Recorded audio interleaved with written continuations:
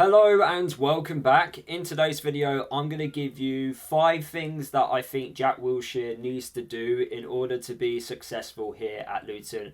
Of course, the obvious one is win games of football, but we all know there's got to be steps in progress in order to kind of achieve that end goal, and that is winning on a match day. So in this video, I'm going to give you a couple of things that I think he needs to improve on. And yeah, let me know down in the video comments what steps you think Jack Wilshere needs to do in order to be a success at Luton. And please don't put win games of football. Smash that like button while you're down there. And if you are new to my channel, hit that sub button as well. I make Luton and EFL content. So the first thing I think he needs to do is figure out a way to reinstall confidence and have the right mentality. Now, I know everyone is fed up of hearing low confidence and athletes having low confidence, but Jack Wilshere said it himself after the game against Mansfield that the players, they don't have that right type of confidence in order to win games. He didn't say it in those words, but he kind of referenced how the camp is low on confidence. We've heard Shea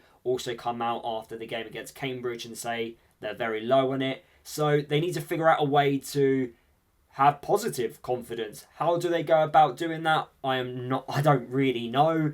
Whether that's, just doing the simple things first and then gradually do the more advanced stuff. I don't know what's the best way to go about it. If I had the opportunity to speak to Jack Wilshere, I will definitely ask him, how do you go about finding a way of reinstalling positive confidence and changing a poor atmosphere into a good one? Maybe that question would be a lot better to someone like Chris Powell, who's got lots of years of experience in football. But it's something that I really would love to know, because I really don't know how, especially the new signings, how they've only been in for a short while, but yet they are also low in confidence. How the 14 new players, I know we haven't seen all 14, but how can they just not hit the ground running? That's the strange thing. And I know people are going to say recruitment's not been good enough.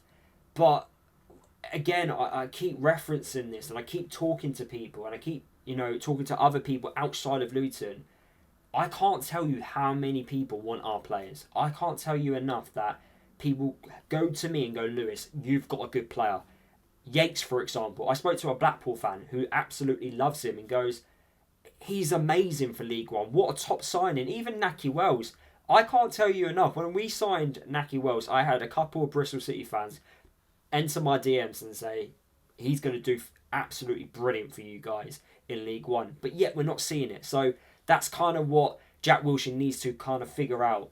Reinstall confidence and the right type of mentality to win games of football. My second point kind of does link more towards the first point, and that's kind of getting the top players within our dressing room back to performing the ways which we know they can do. So for someone like Ali, who performed extremely well towards the back end of last season in the Championship, I don't believe he's performing a certain way because he didn't get a move. I don't believe that at all. I believe he's just overthinking things, and you can kind of tell when a player doesn't have the right attitude and when they're overthinking. When I look at Ted Mengi, for example, I'm looking at a player that I don't think has the right attitude, whereas I look at Ali and I feel like when he gets the ball, he's just overthinking every single thing he's trying to do, whether that's taking on a player or taking on the player twice when he doesn't actually need to do it, whether that's holding onto the ball for far too long. A couple of things there. So that's something that Jack Wilshere's got to try and figure out. Getting top players performing at the level which we know they can perform at. Like Cal Naismith. Again, he's another player that we know can perform at this level. We saw him perform extremely well towards the back end. We saw him actually be a captain towards the back end of last season. But at this moment in time, we're not seeing it. Why are we not seeing it? So it's getting those top players, the senior players within the dressing room, performing at a level which they need to do.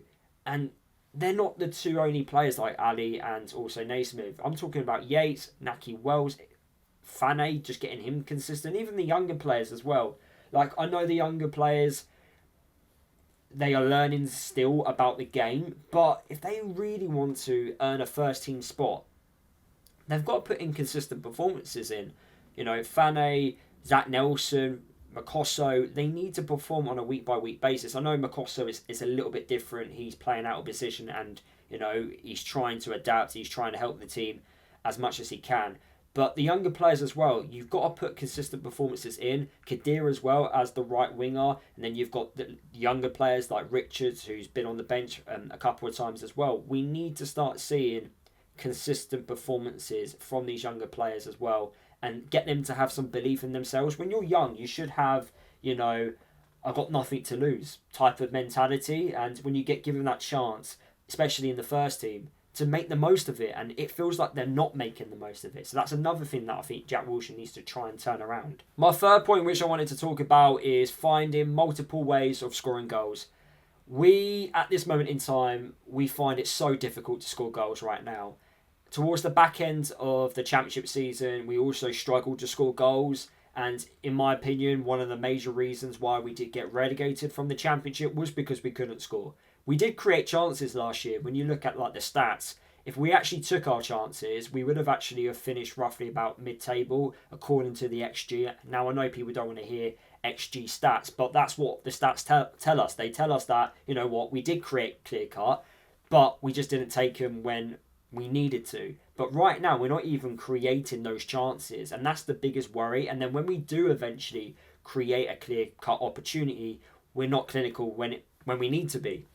We've got 7 strikers at this football club. We currently play with 1 up top at the moment. I would love to know if we are going to change in the near future to a 2-man striker partnership. I think we're going to have to, because you're not going to keep 7 strikers fit. Of course, 1 or 2 will definitely go in the January transfer window, I am sure. But yeah, it is definitely a big, dilemma to have with 2.5 months left of this year. So, and that's you still got another 10 to 15 games left of this year as well. So you kind of want to make the most of those games and not waste them. So yeah, we need to figure out a way to score goals is basically what I'm trying to say. Not just playing one way, because I do think teams are finding it quite easy to defend against us. We need to figure out multiple ways, whether it's set pieces, whether it's being direct, when it's, when we get into the final third, can we be direct in our dribbling? Can we do cutbacks? Can we just fire balls across the 6-yard box? Can we just whip balls into the box when we're on the wings, for example? So finding multiple ways, shooting from outside the box as well, that's another way of scoring goals. So having different ways of scoring goals is certainly something that Jack Wilshere and the rest of the coaching staff need to figure out for us going forward. Number 4, I kind of already referenced it, but formation.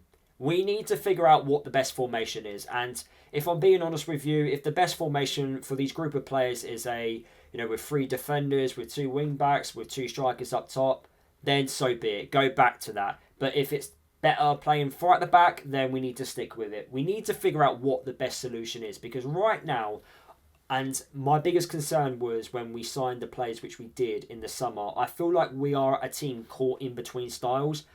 And I feel like we've got some players that are capable of playing one way, but then we don't have players that are capable of playing the other way. And it's just the balance between the systems and the formations, it's just not there. And that is something that I think Wilshere has got to get right, because I don't think Bloomfield got it right at all, really. In fact, he didn't get it right.